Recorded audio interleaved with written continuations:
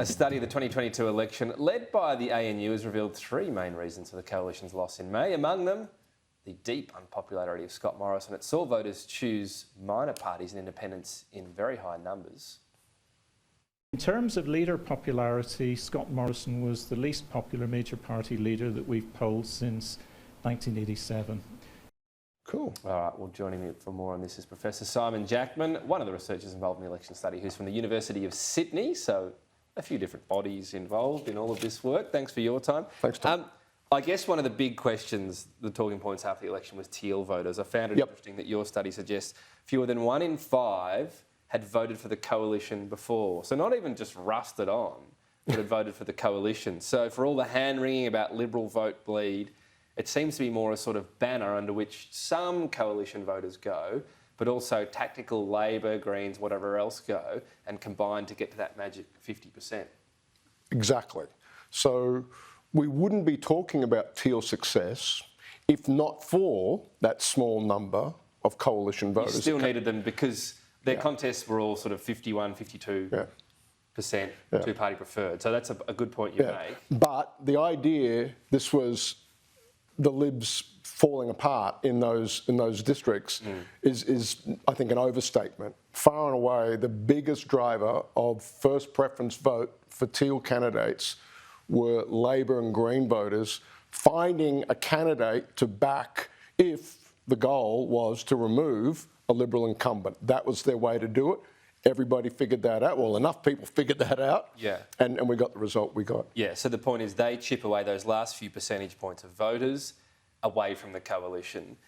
But as to how they did it and whether it's replicable, crucially as well, because the Victorian election was an interesting sort of background to that. We think we'll have no Teals in that result. Is how much was Morrison a popular, being unpopular factor? Deeply unpopular? How does he compare to other unpopularity, I guess? Yeah, so one of the things we did in the Australian election study is to, one of the things we're able to do, because the data are replicable year in, year out, we ask the questions the same way, we can put Morrison's unpopularity or popularity up against that for currently. So Morrison is the least popular leader to contest a federal election since 1990, since we started measuring the popularity of leaders. 3.8 on a 10-point scale, puts him at the bottom of the pack since 1990. How does he compare to, say, Gillard, who lost the election? Gillard is in the high 4s, 5s. Rudd, when he went to 2013, I guess?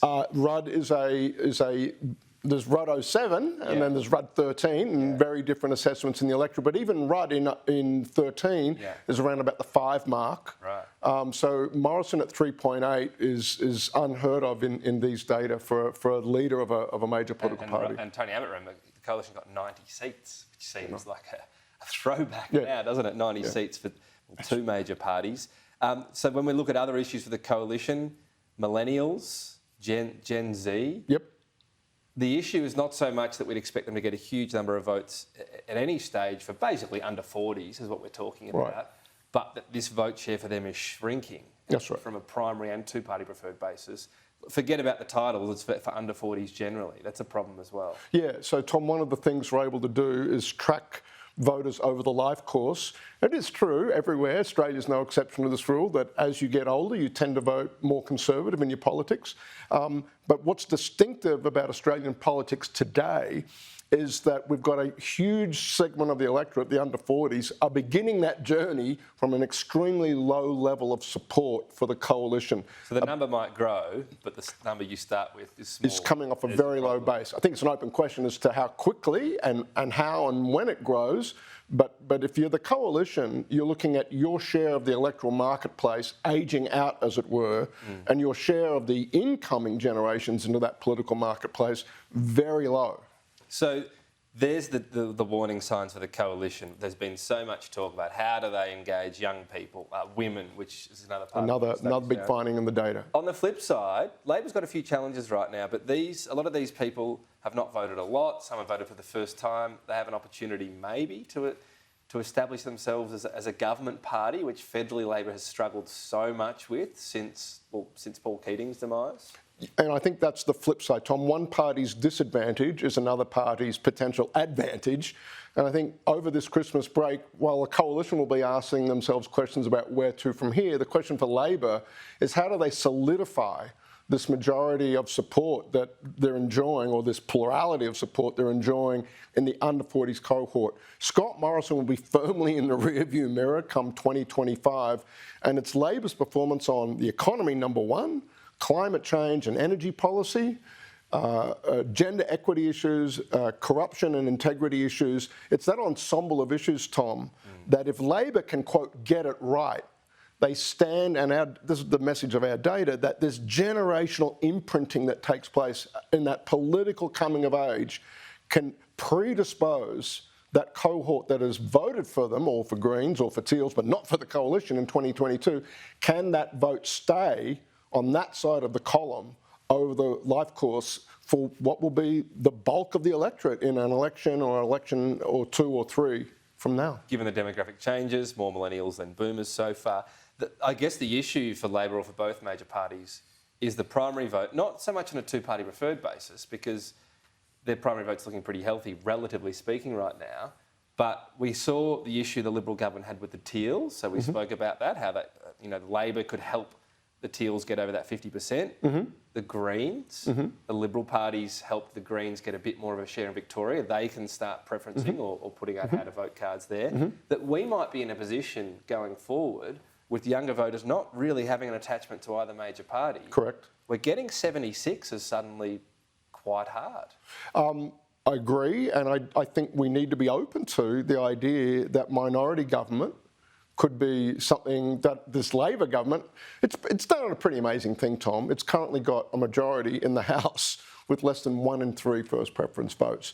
And where the Teals go... Which hasn't happened before, right? No, that's a pretty remarkable thing to take place in Australian politics. I think we've got to be open as analysts, as pundits, if you will, that what does a minority government or what does a power sharing arrangement even look like? How hard might those post-election negotiations between Green, Teal and Labor look like if Labor's not there with a majority on the floor of the parliament? That's something I think we absolutely have to be starting to think about. Very briefly, the interesting insights on Victorian voters, 36% thought their state handled COVID well. They just rolled into another election victory of almost the same size. They did lose primary vote, but... Yeah, well, I think it's often important, I think, Tom, to remember that, as I said earlier, there are two sides to politics, and I think my take on Victoria is that there wasn't a plausible alternative. Now, one thing we see in our data, Albanese crushed Morrison in 8 out of 10 leadership indicators, 8 out of 9 or so leadership indicators. That was not the case in the leader-to-leader comparison in Victoria. So it takes two to tango, if you will, and being upset with the incumbent is one thing, but that's only going to translate into a change of government if there's a plausible electable alternative on the other side. We normally talk US politics. Take today on the domestic scene. Thank you.